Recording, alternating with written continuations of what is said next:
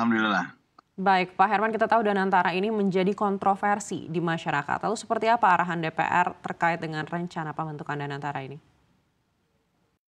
Ya, saya kira tidak kontroversi ya, karena sebetulnya Danantara ini juga telah dibahas sebelumnya di periode yang lalu.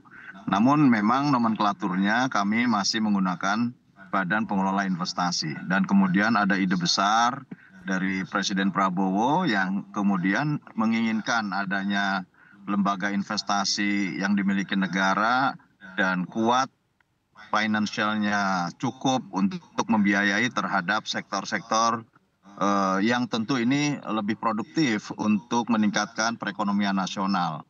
Nah, oleh karenanya ini gayung bersambut sebetulnya ketika kami di periode lalu membahas Undang-Undang BUMN, dan meskipun pada akhirnya memang levelnya dinaikkan gitu ya. Kalau Danantara Badan Pengelola Investasi yang kami bahas kan sebatas kami bagaimana membentuk seperti di Temasek, Singapura, Hasanah di Malaysia. Tetapi Pak Prabowo sebagai presiden ternyata menaikkan kembali menjadi lembaga yang bertanggung jawab dan melaporkan langsung kepada presiden, dan kemudian dengan target yang begitu besar sehingga juga di dalam undang-undang menempatkan minimal penempatan modal awal dari badan ini juga 1.000 triliun.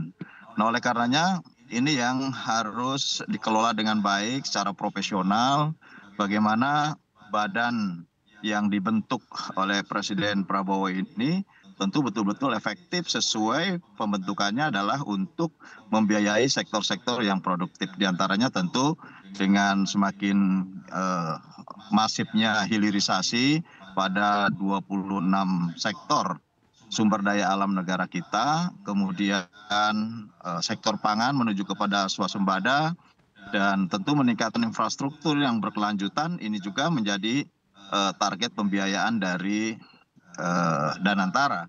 Namun demikian tentu juga untuk meningkatkan kemampuan Danantara sebagai sovereign fund ini juga meski ditopang oleh BUMN, karena bagaimanapun penopang utamanya adalah BUMN-BUMN yang hari ini tentu juga menghasilkan laba. Ya, sumber dana salah satunya adalah dari dividen. Selain tentu sumber dana dari pembiayaan PMN, bisa dari bisa dari pinjaman. Ini bisa dikolaborasikan dalam pembiayaan Danantara.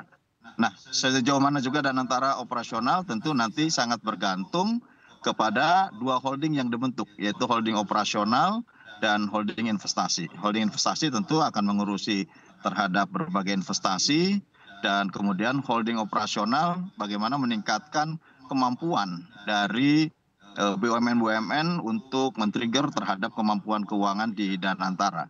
Dan Danantara tentu memiliki hitung-hitungan yang lebih matang, karena leverage-nya diharapkan bisa 6-7 kali lipat dari kepemilikan modal awal gitu ya. Sehingga saya kira kalau ini kemudian dikelola dengan baik, dengan profesional, ke depan memang menjadi penopang pembiayaan terhadap sektor-sektor produktif yang ada di negara kita gitu. Baik, selama ini kan kita tahu sektor-sektor produktif ini dikelola oleh Kementerian BUMN. Lalu seperti apa nanti pembagian tugasnya agar tidak terjadi tumpang tindih dengan Danantara? Ini kan sudah dibagi begitu rigid ya dalam undang-undang ini. Undang-undang ini sangat rigid, Undang-Undang BUMN yang merupakan revisi dari Undang-Undang 19 tahun 2003, di mana mengatur baik hubungan antara badan dengan kementerian. Misalkan badan memang langsung membawahi dua holding, holding investasi dan holding operasional.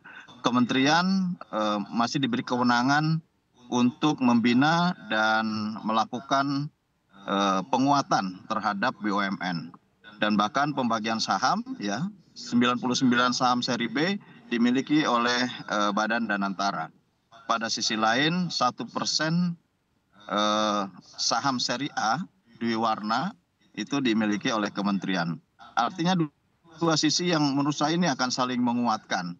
Tidak ada tumpang tindih, dan ketika kemudian antara kementerian dan badan ini sama-sama untuk menguatkan kemampuan baik dari eksistensi dari Badan Danantara dengan mengefektifkan holding investasi maupun holding operasional, ini menurut saya akan menjadi kekuatan besar ya. Keinginan Presiden Prabowo untuk bisa negara kita mampu membiayai terhadap sektor-sektor yang memang ini perlu didorong oleh negara, saya kira ini juga bisa diwujudkan.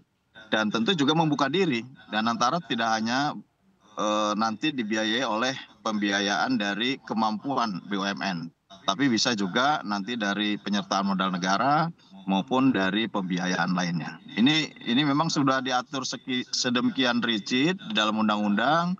Nanti kalau sudah masuk dalam lembaran negara, saya kira ini bisa diakses oleh semua pihak dan semuanya akan melihat bagaimana kita juga memberikan pengamanan. Selain di dalam Badan Danantara juga ada badan pengawas ya, yang Pak Prabowo sering menyebutkan bahwa di situ akan ada para tokoh negara untuk mengawasinya. Pada sisi lain saya kira di dalam holding investasi maupun holding operasional yang ini menjadi dua lini ujung tombak badan pelaksana ataupun dalam melaksanakan kegiatan-kegiatan bisnisnya, ini juga akan mendapatkan pengawasan dari masing-masing komisarisnya. Nah, pada sisi lain juga kita juga menerapkan bisnis bisnis adjustment rule. Artinya bagaimana